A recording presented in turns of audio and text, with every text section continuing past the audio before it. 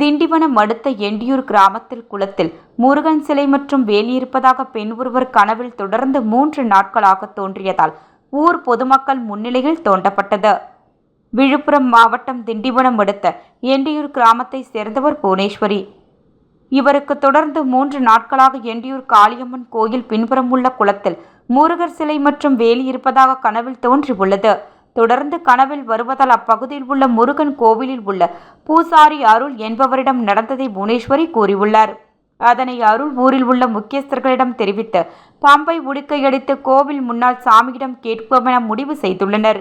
மேலும் தேங்காயை கையில் வைத்து குளத்தில் சிலை இருப்பது உண்மை என்றால் தேங்காய் நேராக நிற்க வேண்டும் என சோதனை செய்து பார்த்துள்ளனர். இந்த சோதனையில் தேங்காய் எழுந்து நிற்கவே ஊர் பொதுமக்கள் முன்னிலையில் பம்பை உடுக்கை எடுத்து சாமியை அழைத்துள்ளனர்.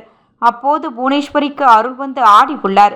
பின்னர் முருகர் கோவிலிலிருந்து வேலெடுத்து கொண்டு காளியம்மன் கோவில் பின்புறம் உள்ள பழமை வாய்ந்த குளம் வரை மேல தாளங்கள் முழங்க ஆடிக்கொண்டே சென்று குளத்தில் வேல் குத்தி இந்த இடத்தை தோண்டும்படி அருள்வாக்கு கூறியுள்ளார். வேல் குத்திய இடத்தில் ஜேசிபி இயந்திரம் மூலம் பள்ளம் தோண்டப்பட்டது. அப்போது அங்கு குடியிருந்த மக்களை ஆச்சரியப்படுத்தும் வகையில் மிகவும் பழமை வாய்ந்த சூலம் கண்டுபிடிக்கப்பட்டது. குறிப்பாக அனைத்து கோயில்களிலும் திரிசூலம் எனப்படும் 3 அம்புகளை கொண்டு இருக்கும். ஆனால் இந்த குளத்தில் மிகவும் பழமை வாய்ந்த 5 அம்புகளை கொண்ட சூலம் எடுக்கப்பட்டது. இதனால் புவனேஸ்வரி கனவில் தோன்றியது இந்த சூலம் மற்றும் முருகர் சிலையும் தான் என நினைத்து ஊர் பொதுமக்கள் குளத்தை மீண்டும் தோண்ட ஆரம்பிக்கும் பொழுது தண்ணீர் அதிக அளவில் வந்தது. இதனால் பள்ளம் எடுக்கும் பணியை நிறுத்திவிட்டனர். குளத்தில் கிடைத்த வேலுக்கு அபிஷேகம் செய்து முருகர் கோவிலில் வைத்து பூஜை செய்து கோவிலில் பாதுகாப்பாக வைத்துள்ளனர்.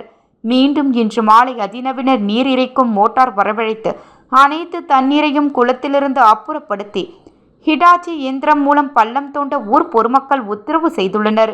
தொடர்ந்து பள்ளம் தோண்டினால் முருகர் சிலை கிடைக்குமா என்ற ஆர்வத்தில் ஊர் பொதுமக்கள் இருப்பதால் ஆங்காங்கே கூட்டம் கூட்டமாக இக்கதையை ஆச்சரியத்துடன் பேசி வருகின்றனர். இச்சம்பவம் அப்பகுதி மக்கள் மட்டுமின்றி சுற்றுவட்டார பகுதிகளை சேர்ந்த பொதுமக்கள் மத்தியில் பரபரப்பாக பேசப்பட்டு வருவது குறிப்பிடத்தக்கது.